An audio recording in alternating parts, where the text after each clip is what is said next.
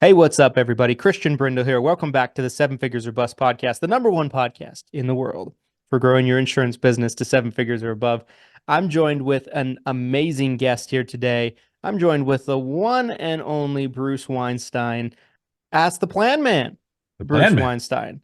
I'm super excited to have a conversation. Bruce and I have kind of known each other a little bit, from afar for a couple of years now. We swim in similar circles, and yeah, Bruce has, done a great job building his company, building his brand of Ask the Plan Man. And, I've just been super interested in getting together and having a conversation with Bruce for some time. So I'm really glad we're able to make this happen. Bruce, Me too. first off, how's your day going to so far? Oh, things are great. I'm excited to be here. It's late Friday here, so I actually have a client call when we're done. But no, Yeah. it's things are good. I don't know how fast you're going to drop the episode, but March, it just turned into March, right? So 2024, we're Yeah. finishing up the first quarter, and as I've been saying to people, I'm still suffering PTSD from open enrollment from last year, so I'm not too motivated to really do too much. So I don't mind the interviews and the podcast for my show and your show. So I'm thrilled you asked me on. Absolutely. Absolutely. Yeah. I think, the interviews and the podcast and the content creation is like a nice change of direction, right? When you just get through open enrollment, it's a different kind of work. You know what I mean? It's a little bit more fun, Yeah. than being in the trenches of open enrollment. Let's kind of go back to the beginning here and let's talk about your introduction to the space, to the industry. How did you get into the industry? What does that Bruce intro story look like? Well, so Medicare specifically, Insurance in general. insurance. Well, there's an A and a B, I guess, to the story. But as I've been known to say to people of your age and generation, I've been licensed longer than you're alive. So Yes. I started as a financial advisor slash stockbroker, although we were called account executives in 1986 with Merrill Lynch, and we had to get our life insurance license, so our life and health license. So we did life insurance and annuities. We didn't do health insurance, and certainly didn't do Medicare. And we were stockbrokers. I mean, that's no most people in the stockbroker realm didn't know much about insurance and rarely did it. But Hmm. as my career evolved, I got into the financial planning realm in the 90s, which is what is now Ameriprise. I was with IDS Financial Services, or it was American Express Financial Advisors and IDS at some point. That was around 1994-ish. And that's where I got into the financial planning side. And that's where the insurance world became a little bit stronger. And then as my saga goes, in 2016, after 30 years, I lost. I was a fee-based advisor at that point. I managed $100 million of assets. I was $1 million producer, so I was a seven-figure producer, which There is you go. the top levels of that's Italian, right? Uh, although you don't keep that, you can make it, but you don't keep it. The house always gets a bigger share, unfortunately, and a certified financial planner, and I lost everything. Hmm. 2016, I lost my securities license. I was suspended from the use of the CFP moniker, and I spent about a year driving Uber, Hmm. trying to figure out at 53 years of age what the hell am I doing with myself Yeah. after doing something for 30 years. And 2018, I found an opportunity in Scottsdale, Arizona, for a property and casualty agency that was looking to recruit and expand in a very unique model. I'm not going to give away names and all that, but on my dime, I left my wife in Florida, drove to Scottsdale, rented a condo for 6 months, and I recruited agents in the property and casualty space, which is how I got to know people like Joe Kempert and a few others in his world. I think you know Joe. And so I did that for 2 years. I'd never recruited before, although I was a training manager in my IDS days, helping agents, do what I do, which was, successful. And but I didn't want to sell. I didn't want to sell PNC. I was able to get my PNC license, and I was able to retain my life and health license, even though I lost my securities license. And so fast forward, after 2 years, the owner sold the agency. He got the growth that he wanted with these recruitments of people like me. I was a, I don't know, whatever, district sales manager or some stupid title. And I was all paid on overrides, nothing else. And I had no skin in the game. I was invested. And after 2 years, they pretty much eliminated everybody, and they took my 20% override and put it back in their pocket. Mm. And just as that's happening, so was COVID. Right. So Yeah. The I'm, world I'm stops. yeah. So I'm back in Florida. At this point, I'd been back in Florida for a while. I was only in Arizona for 6 months, and I was recruiting nationally. So I could do it from anywhere, which they let me come back to Florida instead of having to relocate. But we love Scottsdale, so it's beautiful out there. COVID's coming in, and so now we're tying into Medicare. We heard about an opportunity with, I guess we didn't understand it that much, but it was with, I think, Aon, and they had Mm. like, they were making a call center for Mutual of Omaha. It was something like that. And we were going through some training. And then I thought we were going to be building a business within them. And it turned out we were just going to be some kind of call center and working for them. And I'm like, no, I'm not doing that. So the only thing we got out of it is we passed our AHIP. We got licensed for a few things and got our AHIP going. And then we made some connections with some other people and delved into health and Medicare, which I'd never done before. As I mentioned earlier, I only did life and annuities and I did a lot of long-term care, a lot of life insurance, did a ton of annuities as an asset manager. And I always referred out the Medicare and the health. So now we're doing, and I got to tell you today, so we're 3 years in, we just finished our third full year, and about 80% of our revenue is health insurance, based. So the annuities and the life are a much smaller component, and Medicare and health are over 80% of our revenue now. And you know why? It's, recurring revenue. It's a beautiful business. The annuities are nice tickets when you get them, and the life is a nice ticket when you get them, but there's no real residual base to it. And when I was managing $100 million of assets, I was fee-based. It was not commission anymore. I started out commission way back when, but in the early 2000s, I transitioned, converted, embraced the fee-based side of the business because you're taking away the conflict of interest. Right? Yeah.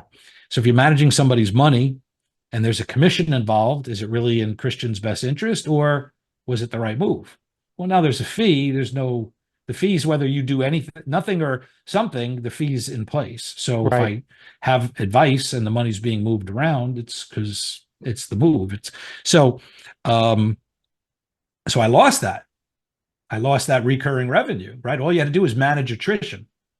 So when I looked at getting into this so-called second career of my existence, people like, be a mortgage broker, be a realtor, car sales, something sales oriented. You're good at sales.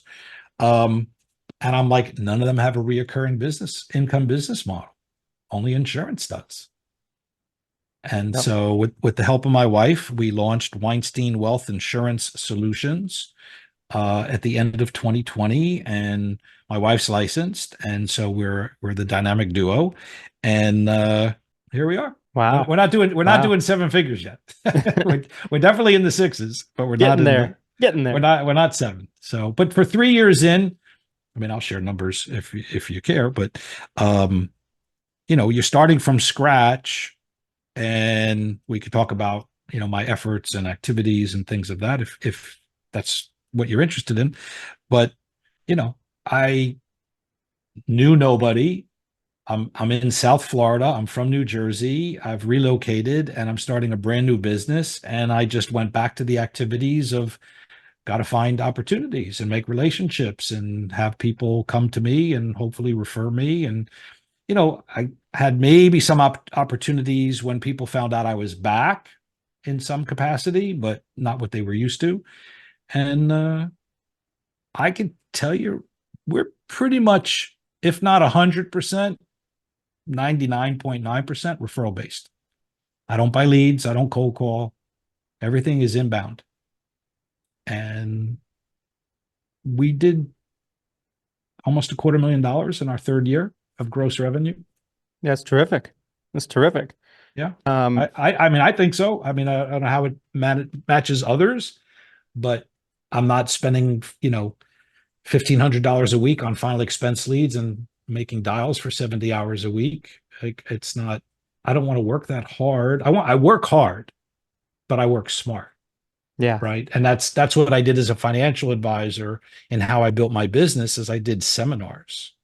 I started out cold calling. I was cold calling cowboy in the 80s, man. That's all you had was a phone book and a ruler.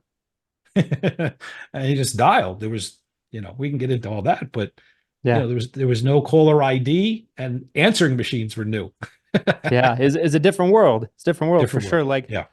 my father was in the Medicare space when I was growing up, and he got started before I was born. So he came up and built his agency in that time, and he basically built his agency um, from essentially cold calling, Yeah. mostly. So yeah, it's just a totally different world.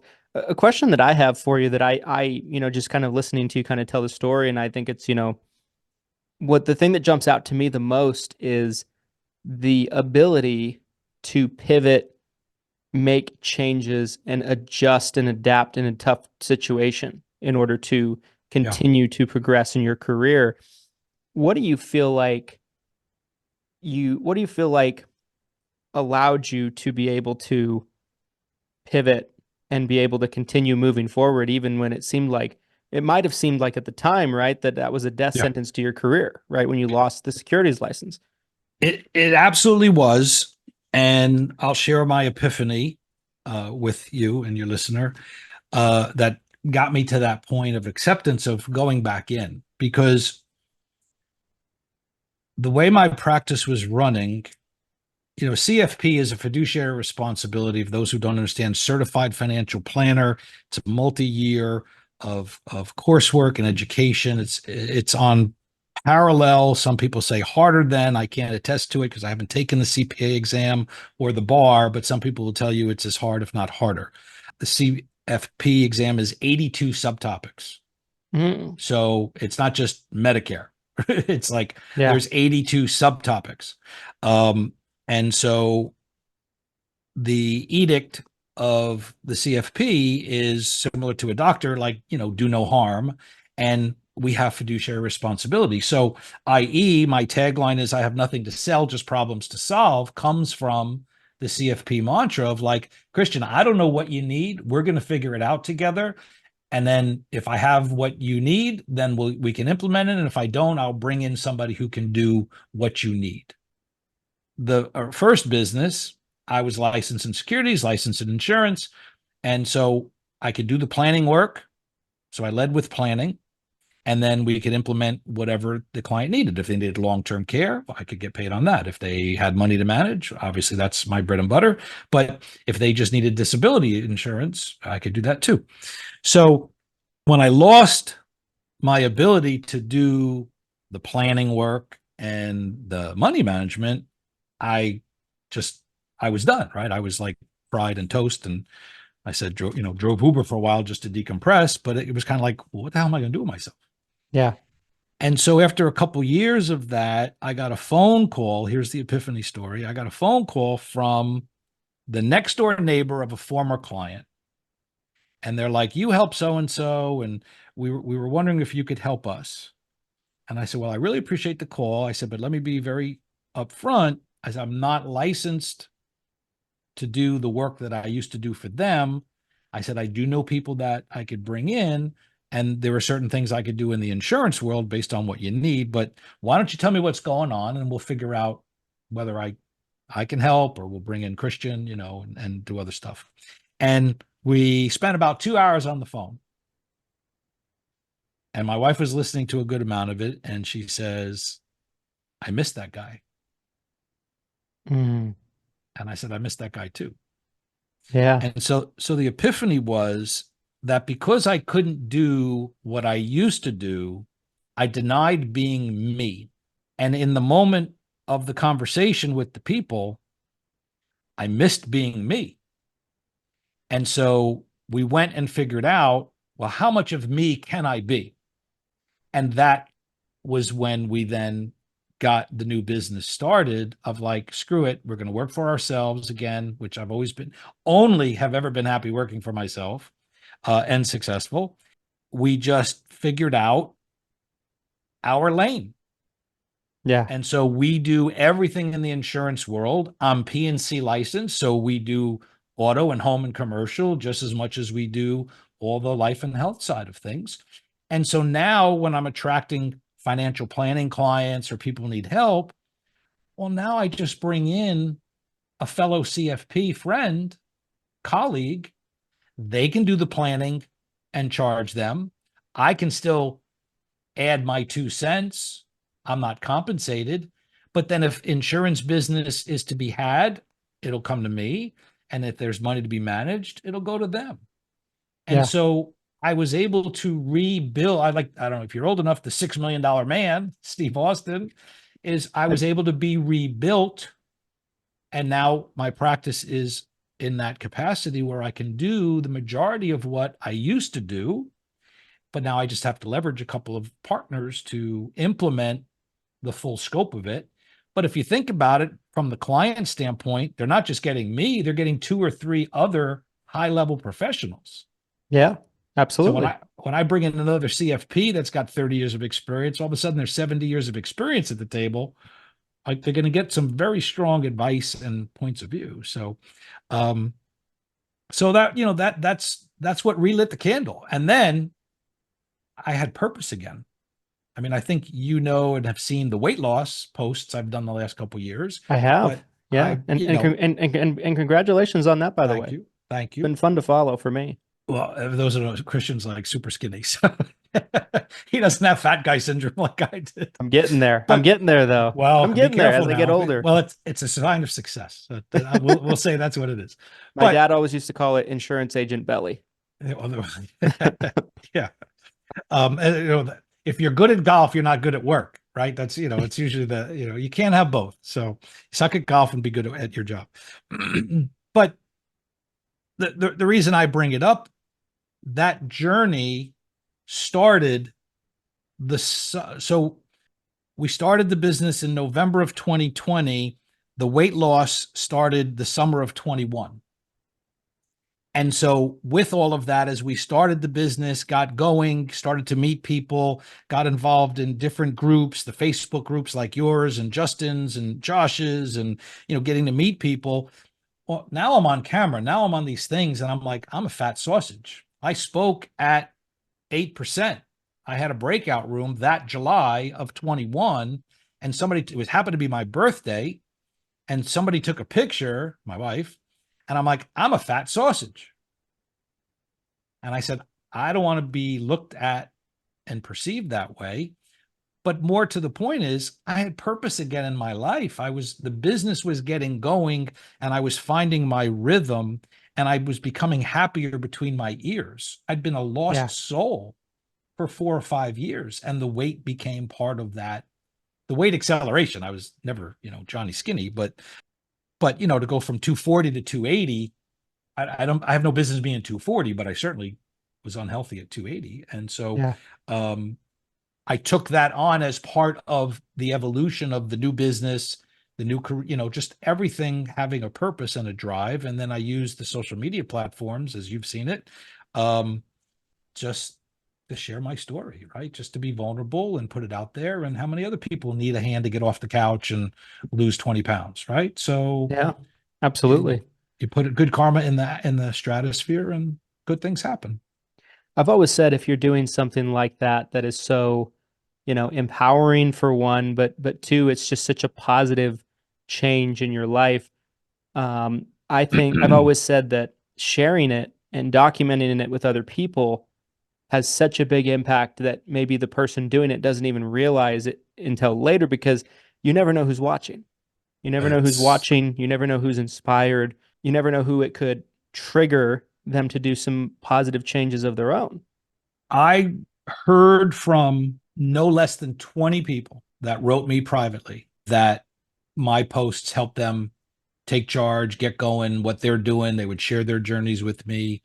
And it was very uplifting of like, good for you. And I'm glad you told me. And how can I support you? Because, you know, we all have good days and bad days. And, dieting's never easy. And I think a lot of people, myself included, I'm an emotional eater. So again, I'll wear it. I post it. I put on like 15 pounds during open enrollment because I'm just busting my ass and not happy and tired and not thinking about, I just want a slice of pizza. I want a bag of Yep. potato chips. I want a pint of ice cream. Like, I You're don't care. hungry, you're Yeah. tired. I mean, Yeah. and it happens to the best of us. That's stress. So I'm working on getting that off now before the next open enrollment.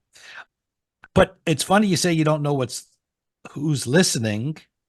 I'll go back to 8% again, right? That July conference that Cody puts on and I spoke at. And so Robin, my wife Robin, came out with me. It was in Dallas.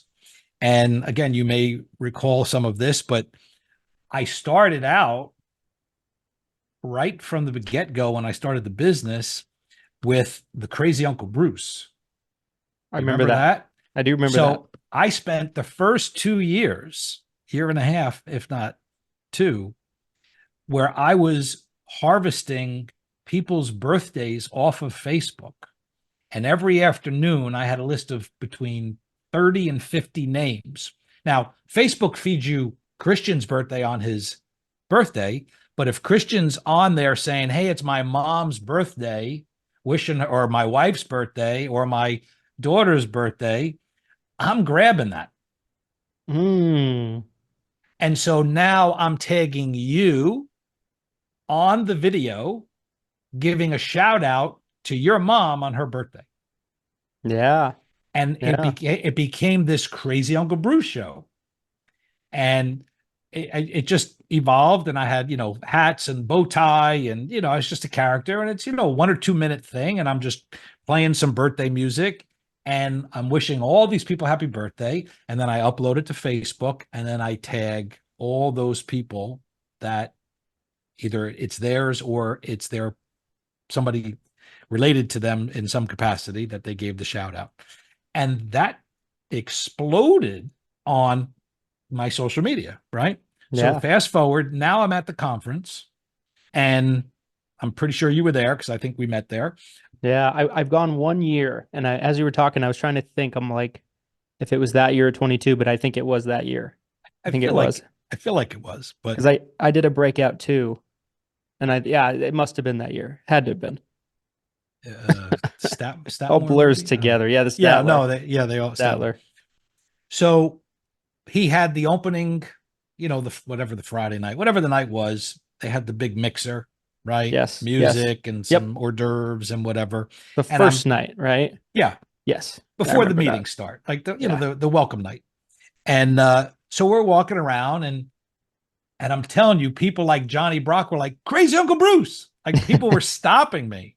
They're like, crazy Uncle Bruce. And I'm like, hey, how are you? Like, and I'm like, all right, so I recognize your face, their face. But again, 10, 20 people are crazy Uncle Bruce and me from across the rooms. And then Pete Fournier was there and I'm introducing him to my wife. I'd met him at SWAT in April. That's where I met a lot of you guys with SWAT. I met Justin and Cody and Pete and Brad Hannon. And so that was when I coined the line, I'm licensed longer than you're all alive. But, right. they went to SWAT and they were on that VIP section. And I'm in the cheap seats because I'm new at this, right? And so I step over the velvet rope and introduce myself to every one of them. Like, who are you? I'm watching you. Like, all right, you're in the good seat, so you must be somebody, right? So again, I made friends with them, and so I see Pete, and I go over to Pete, introduce my wife, and Pete leans into her, and he goes, "Oh, by the way, happy birthday to her." The conference was on my birthday, the 25th, and Robin's birthday is the 21st, and I had posted Robin's birthday in one of the things. And so here he is That's the point of it, is he's leaning in saying, oh, by the way, happy birthday. Well, how did he know it was her birthday? Because he saw the video. And he watched the video. I am a tremendous fan of Medicare pre-scheduled appointments, and I'm going to tell you why. Like, you may not see the likes, a lead, you may not see, what a lead is, comment. in my definition, is a person that's expressed vague interest in your product or service that you offer in some form or fashion. It could be someone filling out a landing page form. It could be someone filling out something on a Facebook ad or social media form. It could be somebody filling out a direct mail postcard and mailing it back into you. There's many different ways a lead could be captured. But to me, by definition, a lead is a person expressing vague interest in your product or service, okay? Now, people will say, well, you know, someone called into my office yesterday and it was a referral, and that was more than vague interest. To me, that's not a lead. By definition, to me, that's a referral. That's a new client. That's a lay down. But when it comes to actual leads, there usually is vague interest because you're running an advertisement, and the advertisement doesn't always necessarily tell them everything they need to know to make an informed decision. And you need to essentially move that vague interest to enough interest to transact with you. That's where your salesmanship comes into play, okay? Now, the reason why I love a pre-scheduled appointment is because, to me, I think there's going to be different levels to this game, right? There's going to be different levels to the lead game, the referral game, the new client game. So, like, if, let's say, a cold call's here, the bottom of the totem pole, right? Like, it's as cold as ice. It's ice age, my friends. It's as low on this totem pole of interest and intent as it's going to get. I would say a lead is going to be here. Now, certain leads can vary, right? Some leads are higher intent than others, but at the end of the day, they're going to live in this section right here. I would put a pre-scheduled appointment here, and I'd put something incredibly warm like a referral here, right? So I'd say the pre-scheduled appointment is not going to be a situation where you're taking an order. It's not going to be a situation where you are essentially just signing somebody up and you're going to close 100% of them, but it is a better intent contact than a lead in and of itself, right? So there's plenty of services out there that do pre-scheduled appointments, and oftentimes, you know, you look at their prices and it's like, whoa, Nelly. To me, there is no better pre-scheduled appointment in terms of price, intent, and value than the Lead Heroes pre-scheduled appointment, okay? Even before we merged with Lead Heroes, I was a customer of theirs for many years. And I assure you, I wasn't just buying these leads and these pre-scheduled appointments because I liked them. Of course, I did like them, but I wasn't doing it just because I liked them, right? I don't like anybody that much to where I'm going to keep spending money if something's not working properly, right, in my business. And so we have had super success with Lead Heroes leads, in particularly these new pre-scheduled appointments. How they work is essentially they are an opt-in, right? They're an opt-in that somebody has essentially agreed to be contacted. Okay, so the person's already filled out a form stating they agreed to be contacted.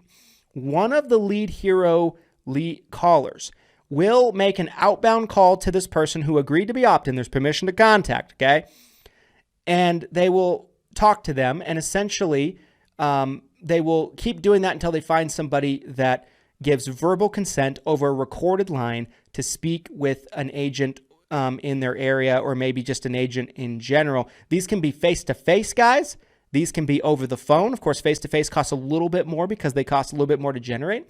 And they also run through a CMS-approved carrier scope of appointment script and capture a verbal script over the phone. They schedule it on your calendar 48 hours later, okay? So we did these in AEP before the merger as a customer, as a client agency, and we did fairly well with them. And I know tons of agents that did fairly well with them. It was a huge hot product, especially with the scope of appointment 48-hour rule coming back and taking effect October 1st of last year, 2023, right? So this is a solution to your scope of appointment 48-hour woes, okay? They capture the scope. They set it on your calendar 48 hours later, and boom, right? You can literally do a one call application in this certain type of situation. Okay. So I'm a big fan of pre-scheduled appointments. I'm a big fan of these presets. I feel like there is not anybody that comes close to the quality, to the value, and to the overall prices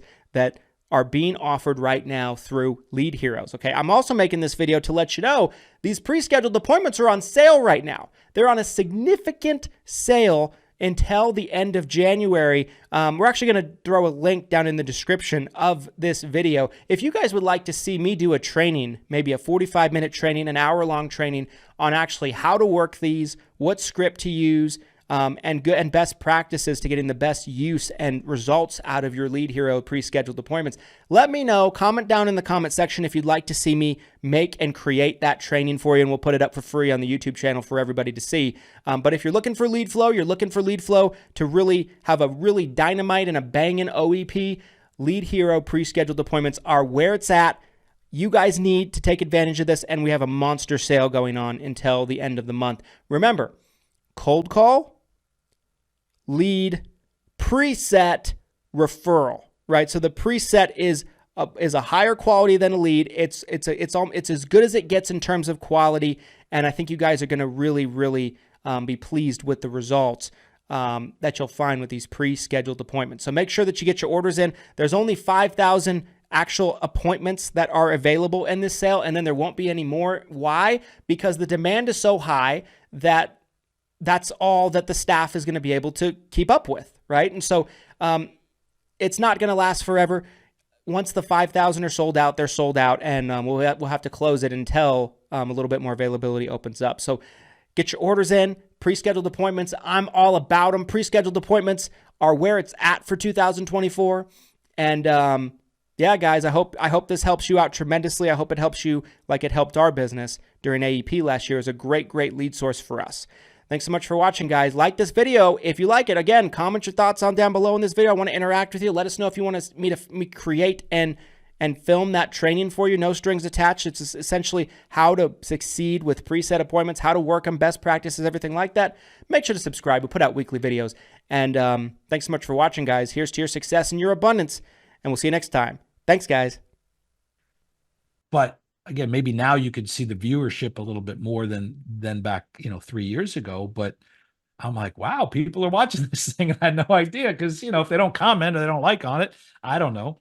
But I did that for, I saved every one of them. And I think I purged my Google Drive not that long ago, but it comes up on Facebook memories like every week, like something from 2 years ago or something. So, but yeah, that was some of the initial work I did in the look, I'm an old dog looking to make new tricks, right? So yeah, right. What I did then is not what today is. And I had to evolve from cold calling in the 80s to seminars in, the 90s and the 2000s. So, what are people doing? Well, it was social media. And so I had to learn like how to grow my following and how to get people to watch. So the Crazy Uncle Bruce, became a big piece of it. And now it's, all this Ask the Planman stuff that we post content. So yeah. Yeah. I think, what the thing that pops into my mind hearing the story is I've always been such a big believer that anytime somebody does promotion or marketing of themselves to kind of grow their business, because essentially, it might not be a real, it might not have a necessarily super hard call to action or anything like that, but it's essentially, it's building your brand. It's building Bruce's brand, Crazy Uncle Bruce's brand, the Planman brand. And I've always said, like, when you're doing that, the best thing I think anybody can do is try to be as creative and unique about it as possible, which that is exactly what you did.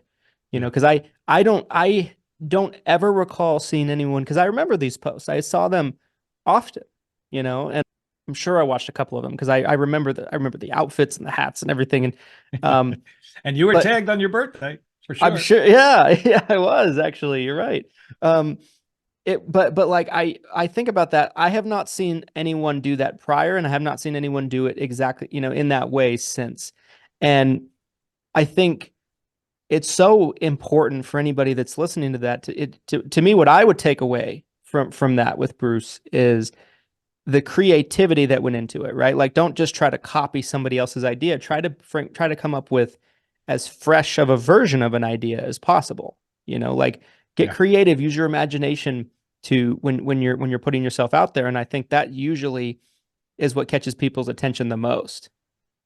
We went to the party store, and I was like a kid in the candy shop. I'm like, look at all the hats. I like when I first started doing it. I don't know if it's in this drawer anymore.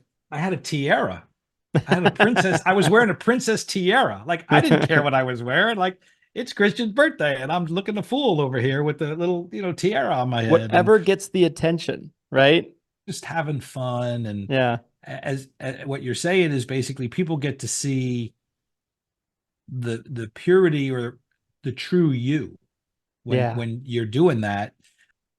It's not a pretense. It's not some scripted, Kardashian thing. It's like, you're just being real. And so what happened is I started doing it, and my childhood friend wrote me. She's like, "You're like everybody's favorite uncle." And so that's where Uncle Bruce came from. I'm saying, well, I'm gonna start calling myself Uncle Bruce. She's like, "You're like everybody's favorite uncle. Like, everybody adores you. You're so funny." And then somebody's like, "Dude, you're crazy." And I'm like, "I'm crazy Uncle Bruce. That's it." And so that's how it got born. And there's a box of stuff over there with all the hats. And I got to hear people complaining like, "Dude, you got to bring them back." And I'm like, my social media has been dipping. I may start doing it again. I may do it. So I may do it. I hired a VA to help me, and she did that with me for a year. And then it just kind of petered out. I'm like, I'm spending all that money, and it wasn't the same when she started doing things. So it's because it lost me, it lost me. But yeah, I'm thinking about it. Talk a little bit about Ask the Planman now. So how, it evolved, so essentially your social media content, it evolves into that over time. Yeah. What does it look like today? Is it a weekly show? What does it look like? So we started out, February was our completion of our second full year. So we're now starting our third year. I'm in a multitude of networking groups, some in person. And when we started the business, it was COVID. So a lot were virtual, and the Zoom world, as we're doing here, you got involved in networking groups. So I've been in groups that are in Philadelphia, Tampa, Dallas, Las Vegas, Scottsdale, like LA, Philly, New York, like they're all over the place. So you can be in whatever you want. If you're licensed, you add a license if you're not, but you're just looking to meet people and say, "Hey, this is what I do." Well, one of the groups was a company that helped you launch a podcast. And so I got to know her, and we became friendly. And the backstory is I've always, and I'm working on it now, is write a book. Like, I've got a book in me. I got a couple books in me. All this knowledge that I have, I don't want to die and take it with me. But I'm what I label, I'm a driver, expressive or an expressive driver. I can't sit judiciously for hours and write. I can talk all day, but I can't sit and write a book. And so when I got involved, this is prior to the podcast, I hired somebody where she would interview me like this, and then she would transpose. Now we have AI to do that. Yeah. By the way, I don't have to pay anybody. But so I struggled with the book. And then the podcast was like, well, sure as donuts. I like to talk. A podcast sounds right up my alley. Like, let's talk. So I launched the podcast. The Ask the Planman, I try to remember exactly where it came from, but just kind of I'm all about proactivity. And I think the CFP calling inside, in that vein. And then, so it just kind of came up, and then I contacted a graphic artist, designer, and he gave me like the microphone this way with the hat and glasses, like a monocle and a little mustache or something. And I shared it. I shared his 3 ideas, and people voted. And somebody wrote, "Well, why isn't it your glasses and your goatee? Like, why is it?" And I'm like, "Oh, that's a good point." So I wrote him back. I'm like, change this. And Next thing I know, he's sending me a version of this thing. I'm like, no. I don't want me. He made an illustration of me. I said it was a microphone that just put my glasses and my beard. Instead, he creates this thing. Yeah. So I show it to my wife, and I'm not looking to be the front, right? I'm embarrassed, humbled. I'm just like, it's not what I want. And my wife looked at it. She's like, oh, that's it. she's like, stop the press. Like that's your logo. That's your brand. That's you. You're the Planman. You're the brand. And so, that thing, I said, you got to put a little more gray hair in there. And the coloring, I'm like, I look a little bit too Hispanic. I said, I don't look as Jewish as I need to be. Like, I had him tweak a few things, but he softened it up a little bit. And, brought in the coloring and the hair and the gray and the, my big forehead. And it looks so much like you though. Sometimes people will try to do logos like that and they'll look nothing like them, and that's to me where it doesn't connect, but like, that one looks so much like you and it looks so good. They did a great job on it. If I tell you, he was like, not even $200. He solicited me on Facebook and I'm like, well, this is what I'm looking for. How much? He's like, whatever, 100, 200. I think it was to get the trademark thing. He charged me another 100, but it was only $200-300. So I got away. I got a bargain for sure. But as you can see, for those who are not watching the video, I've got about 40 golf shirts that are all embroidered first with the Weinstein Wealth logo, which is what I had originally. And then now I have some of them are dual. So I threw the Planman on there, and I've got a whole slew of just Planman shirts, and I've got the rainbow of colors. I got every color you can think of. I came home with 3 golf shirts the other day. My wife's like, more? I'm like, oh, I don't have these colors. So I gotta add these colors. But I wear it everywhere. And so as you say about branding, so what's behind, the madness of it? I don't know about you, but I don't go around passing out my cards. I don't, I don't put, I got my air fresheners, my business cards. I have air freshener that says, are you tired of stinky advice? Come ask the Planman. That's my car air freshener. That's good. That's beautiful. I came up with that. That's a great tagline. Are you tired of stinky advice? Like hang that in your car. But I wear the shirt. And as Grant Cardone, I heard from him, you don't meet anybody at home. Yes. You don't meet anybody at home. So you got to go out, you got to meet people. So when we go out, Saturday night dinner, I won't wear these, but I'm pretty much going out anywhere. We go to happy hour. We'll sit at a bar, not always at a table, but at a bar. Inevitably, if it's crowded enough, somebody's staring at my chest, of which I have 2 responses. I go, hey, buddy, my eyes are up here. Stop staring at my chest. And I usually get a laugh, especially if it's the ladies. The ladies do it because they're like, everybody always stares at their chest, right? So I'm like, hey, my eyes are up here. But then people are like, is that you? I'm like, yeah. And they go, what is that? And I go, I have a podcast. That's Ask the Planman. And they're like, oh, and they pull their phone out. And they find it. They're going to Spotify or Apple or YouTube. And they're like, subscribe. I'm like, oh, I'm going to check you out. I'm like, send me a message. Tell me what you like. Tell me, what episode stuck out to you.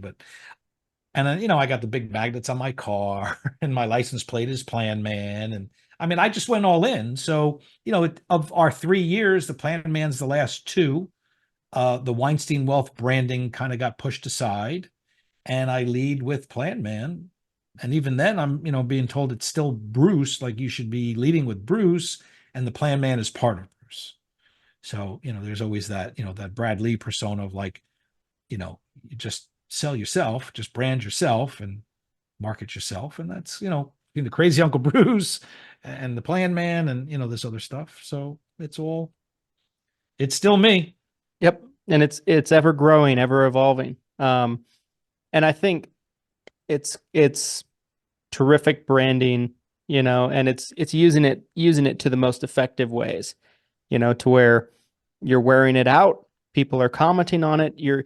You're constantly exposing new people to the brand and to what you're doing. And it's great business as far as I'm concerned. I'm such a big believer as I'm sure about branding and familiarity, like And that the thing, like you mentioned Cardone. One thing I learned from Cardone early in my career that has always stuck with me is most businesses fail because nobody knows who they are. They have an Obscure. obscurity problem. Right. And so I think I love it. I love it. It's right up my alley from my Yeah. belief system in terms of great ways to brand and great ways to do business. So I love it. I got it again. Back to the SWAT conference is I got it from Coach Burt and Person of Interest. That's Yeah. what he spoke about, and I got his book, downloaded it, listened to it on the plane ride home, and was taking furious notes. And I told you earlier, like, I'm not a writer. And I'm like, oh, like this is going to change my life. Like, I'm like, I got a whole way to go. Now I'm in business 3 months. Like this is April of COVID 2021. So, we're just out of open enrollment. I don't know what I'm doing next. We have no money coming in. We're just getting going. And I went to the SWAT conference, and Coach was the keynote. And the next thing I know, I'm dropping $5,000 to do this boot camp with him and Nate. And I asked for terms, like I can't pay up front, like work with me. And they're like, and I'll be there. And so all of that just kind of came into the conjunction of what you just said, is attracting, not chasing, being known, not being obscure, right? To put your word on it. And that was it. Like that's just what I took off of, like, well, what could I do? And that's recording, going live, Crazy Uncle Bruce, just getting known. And then, my Facebook followers became, back then you invited people, you invited them, now it's more followers, I guess, when you're over 5,000. I don't know how it all works these days, but, for me, look, I'm literally twice your age.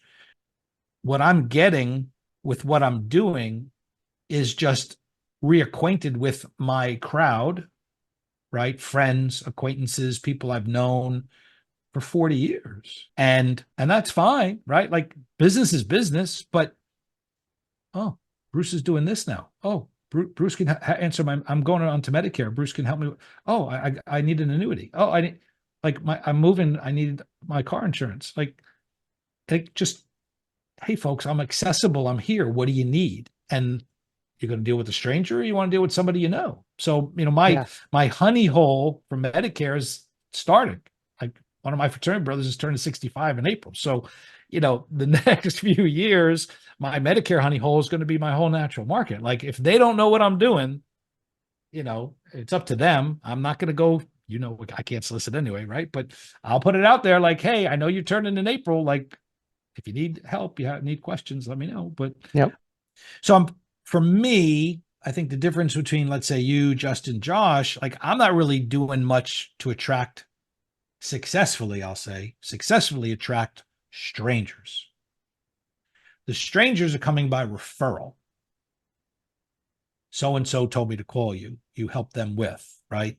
Or, I'm friends with Christian, type of thing, or other agents, which I get a lot of, because either they don't do what we do in that particular insurance, or they're not in state.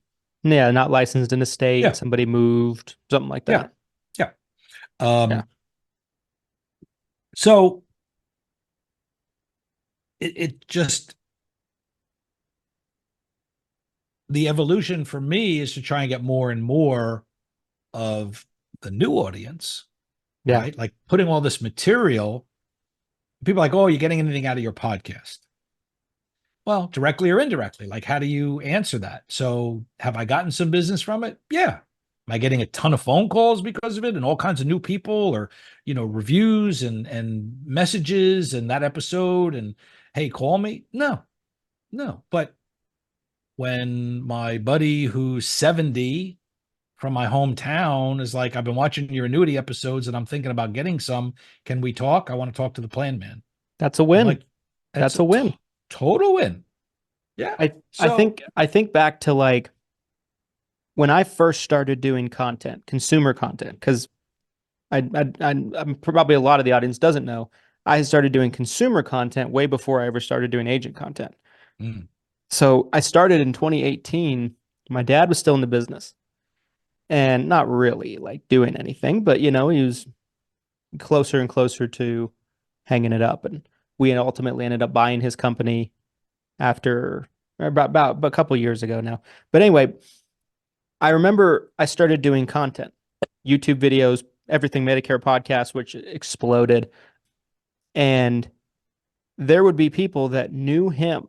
I remember very vividly, very specifically, friends of his would call me. We had separate companies. Most people don't know this. We had companies that had nothing to do with each other. They would call me to enroll when they were turning 65, and they wouldn't call him. And he would just be enraged about it. He'd be so angry about it because they're like his close personal friends or people he goes to lunch with like every Sunday after church. Some of them haven't seen me in 5 years, but they're calling me because they see me more. Yeah. They see the content, they see the posts on social media, they see all that stuff. And it's real. It's real. Like a lot of these people, just because you know them, they'll forget you do what you do. Right. If they're not constantly reminded, is what I learned from that. Many years ago, this is a childhood friend I know since second grade, and they're asking me about their life insurance that they bought. And this is like 30 years ago. And I'm like, I look at them, I'm like, you know, I sell life insurance, right? And he's like, no. Well, whose fault is that? His or mine? It's yours ultimately. He thinks he thinks I'm a stockbroker or, a financial guy. He didn't correlate. And that's the problem in the financial services space. It's a blanket title. Yeah. And the consumer doesn't necessarily know what it actually is. Yeah. Because one person can call themselves a financial advisor and is only insurance based, and another is only investment based, and they call themselves the same thing. So it's up to us to really make sure, and that's what I try and do is like, I do everything. If it has an I, I'm your guy. Anything insurance related, we can help. Like, you need pet insurance, I got you. You need your car done. So, not a lot of people, and that adds to, if agents are listening to this, it adds to some of my struggles when people ask me about my avatar. Like, what are you going after? I had it at dinner last night with a good friend who's moving down here. He's like, I have other friends that are coming down here. Who's your ideal client? And I'm like, I'm asked this question every week. Mm-hmm. My marketing people, my creative people, they're like, what do you want to target? What are we going after? And I'm like, I do everything. I'm a unicorn. Everybody. I said, everybody. But, how do you market to everybody? So, that's the problem. So when you look at somebody who just does Medicare, then you can just drive your message around Medicare. But I'm back in the, I don't have anything to sell, just problems to solve mode. So if I only have Medicare and they're 42, then what am I supposed to do? Now I got to give it away? Well, no, they need Obamacare. They need private health. They need what else? They need life.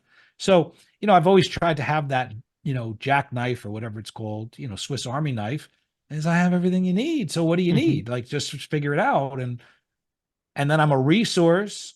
And then it's like, well, if I did a good job for you, then they're probably going to tell somebody else who might need something else. And like I said, it's just the phone and the email is constantly getting a chime with a referral from somebody. And so I'm operating at a level that I prefer these days, being, long in the tooth, as they say. But I want more. I want what you're doing. I want just like, I want a 7-figure business, but I don't want a call center, and I don't want agents, and so I have to resign myself to what I'm pigeonholing myself of what I'm willing to do, and then what I'm not willing to do. Yeah. Right. And so your listener out there has to make the same decisions, because look, I can get into recruiting and building a team and You know what?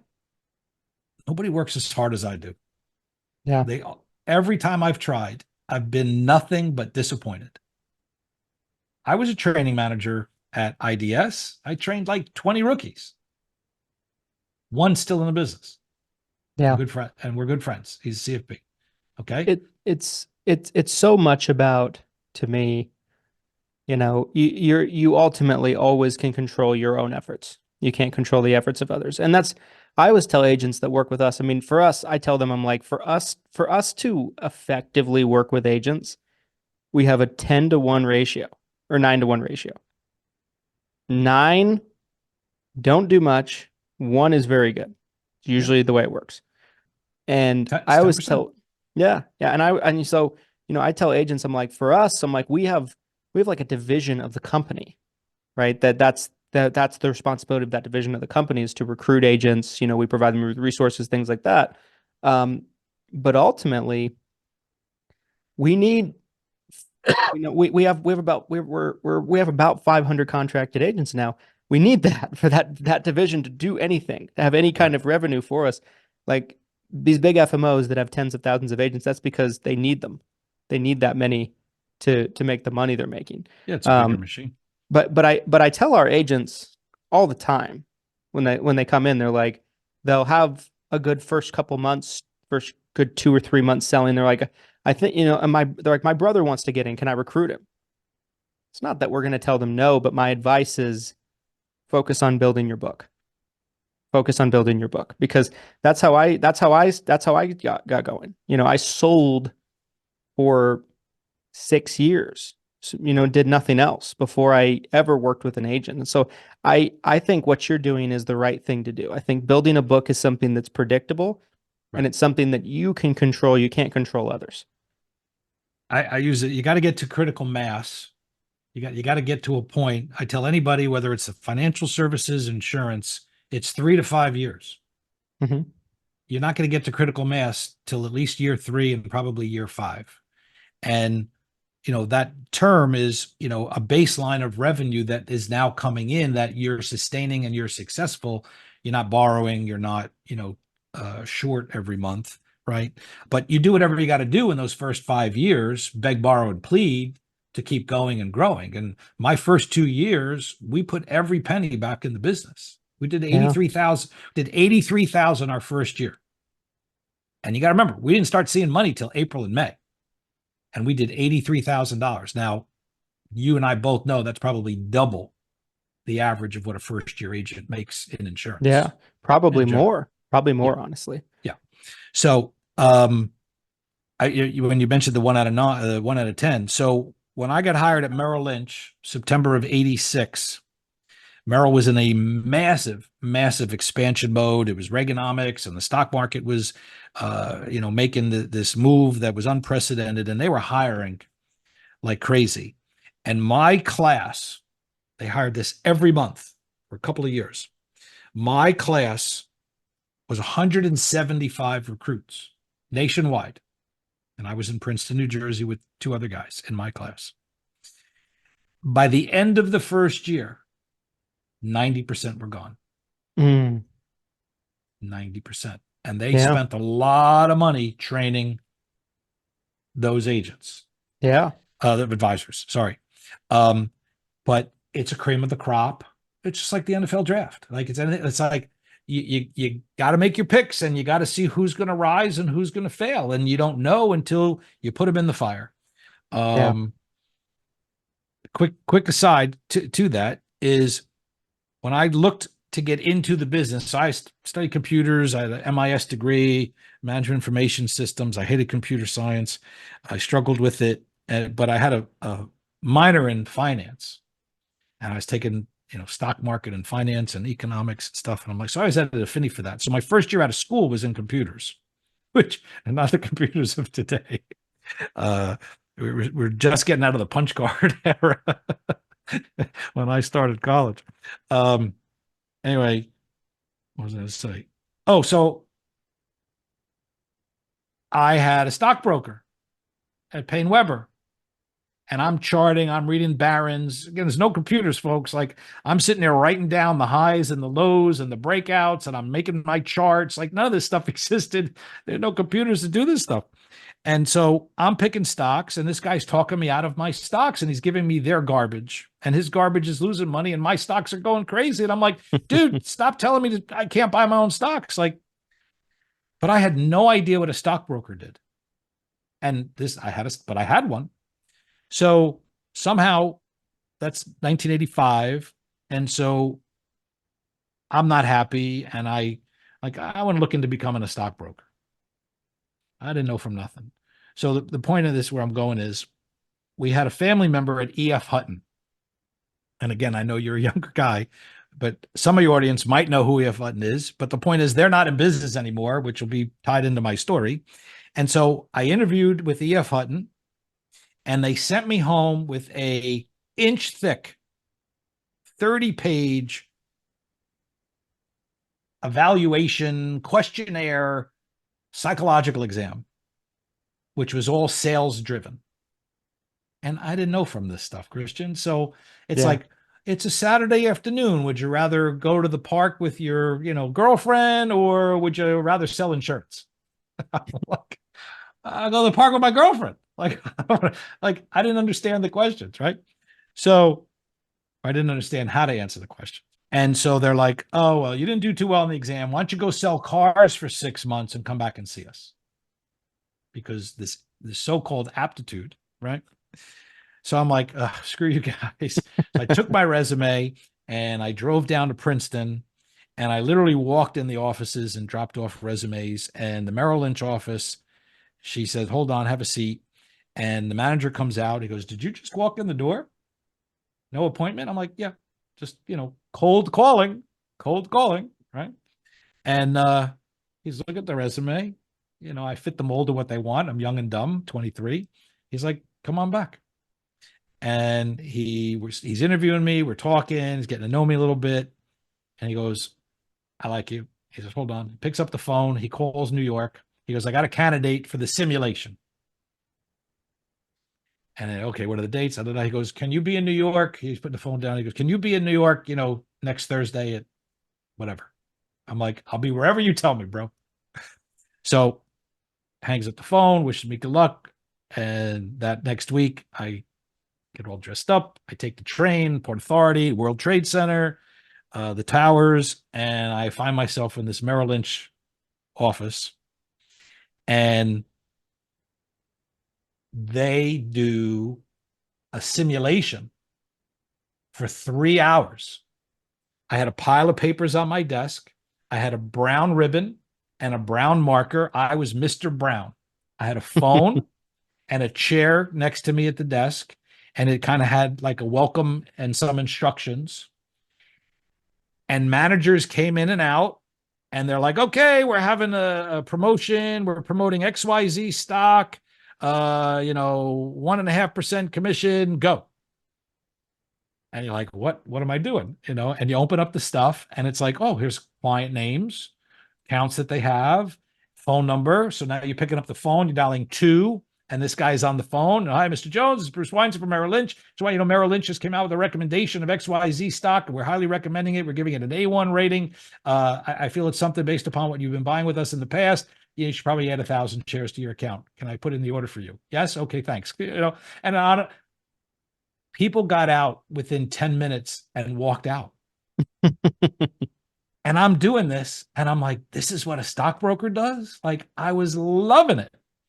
And you had to write letters, you had to do stuff. The guy stopped at your desk like a walk-in. You had to interview and talk to him. What is he looking to do? And, whatever it was.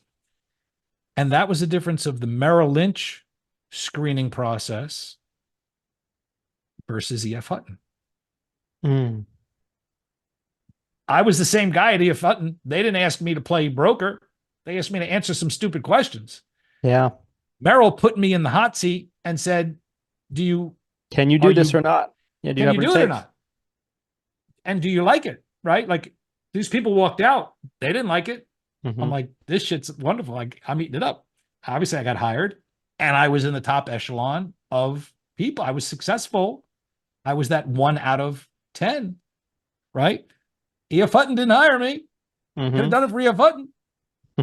And so, for you, your agents, anybody who's building teams, think about your processes when you're looking to hire somebody. This is the aha, right? So what is, how much money, time, and resources are you going to give to the duds and ignore the studs? Yep. How do you get more studs? And so your processes are, well, maybe you got to put them in the hot seat a little bit. Let me see how they do. Let's, and so, Pete Fournet, like I was telling Pete this story because Pete basically gives them his cookbook and says, I'll see you in a year. Mm-hmm. If they ain't around, he didn't waste any time. His time's too precious. But if they're doing everything in the cookbook and they're making their way, now they start getting his time and his tutelage. And I told him that story about Merrill, and I'm like, dude, what you're doing is brilliant. Because how much time do you waste playing nursemaid to agents that are duds? Oh yeah, 100%, 100%. I mean, it's the same thing we do with Six Figure Medicare University. Like Six Figure Medicare University is everything I know about this business. Point blank. We put everything in there. There's 175 training videos. Wow. Holy cow. And so, our top agents get time with me. But that's about it. Yeah. And it's the way we have to do it. And I did it the other way in the early years when we started working with agents, and exactly what you said. It's the old saying of the 80% of the ones that are writing the least will take up the majority of your time, and that kind of thing. And so I think you hit it right in the head. Bruce, I want to be respectful of your time. I know you have other things to do than talk to me all day, although we probably could stay on together for another hour or so. I'm enjoying it. As am I. As am I. You let me talk about me, it always becomes No. Last question I have for you, and then we'll kind of wrap this up. Sure. Where can people find Ask the Planman? They wanted to go subscribe, probably anywhere, right? You can listen anywhere. to podcasts. Yeah. Well, I'm not on certain things. I got kicked off of TikTok. So, oh, really? You can't find, I don't know what happened. My people were posting some stuff, and all of a sudden I got this email and it says your account's not suspended, terminated, like closed, banned. Ooh. I'm like, for what? What did I put? Like, there's nothing. Yeah. Like, I'm putting my shorts or reels or whatever equivalents are on there, and there's no appeal. There's nobody to talk to. It's just an email, and then people pull it up like, dude, like, I can't get on your TikTok. It says you're not there anymore. I'm like, yeah, they kicked me off. So don't go to TikTok. Matter of fact, close your TikTok and screw them. So planman.tv will take you right to our YouTube channel. Asktheplanman.com, 844-PLANMAN is our toll-free number. And then Bruce at asktheplanman.com for email. But you Google anything, Facebook, Instagram, LinkedIn's under my own personal page. But, those are the big places that we're at. YouTube, trying to, my YouTube following, I'm trying to keep growing. And then I'm on Apple, Spotify. We're on like 38, I think, these days. Yeah. Podcast for audio. And so thank you. Yeah, I love it. Thank you. Thank you for all your knowledge and all your insight and your time. I don't take that for granted. Guys, go subscribe to Ask the Planman on wherever you like to consume podcasts the most, except for TikTok. And I mean, I don't know if you could see it on the screen, and whether your audio people are. So I've got a digital business card delivery system. So let's see if this works. So text the word Planman, okay. No space, because your spell check's going to want to space it. So text to 21,000. So that's the phone number. The word Planman, and then you should get a link that's going to have my digital business card that then has all of my contact information, YouTube, and the like. So see if the audience, when you drop this, let's see how many people I get texts from, because it notifies me. I just got it. That's pretty cool. Pretty cool. Did you open the link? Like, did you see the card itself? Yeah, I'm looking at it right now. That's cool. So again, for your agents, this is a very low cost item. It's textable. So why is that important? Again, we'll give another tip. 21,000. Is that easy to remember? Yeah. Planman. Mm-hmm. So keyword, whatever your keyword might be, 6-figure, mm-hmm. right? So my keyword is text 6-figure to 21,000 and get blank, whatever it is you build out on your card, right? It then goes into my Go High Level, goes into my CRM. And then I have your information. Not that I do anything with it, but at least I have it.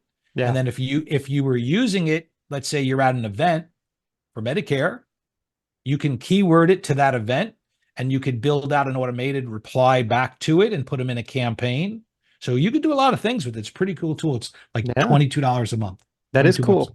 That is cool. Thank you. Thank you for sharing that. Yeah, guys, That's a good one. text 21,000 Planman, and you'll be able to see for yourself kind of what Bruce and I are talking about. And again, go subscribe to Ask the Planman podcast on wherever you guys like to consume podcasts. Appreciate it, Bruce. We'll have to do this again soon. I had a good time. I enjoyed the conversation. And we'll see you guys next time on another episode of the 7 Figures or Bust podcast. If you like this episode, you're watching on YouTube, like, comment, subscribe. You know the drill. And we'll be back with another episode soon. Thanks, everybody.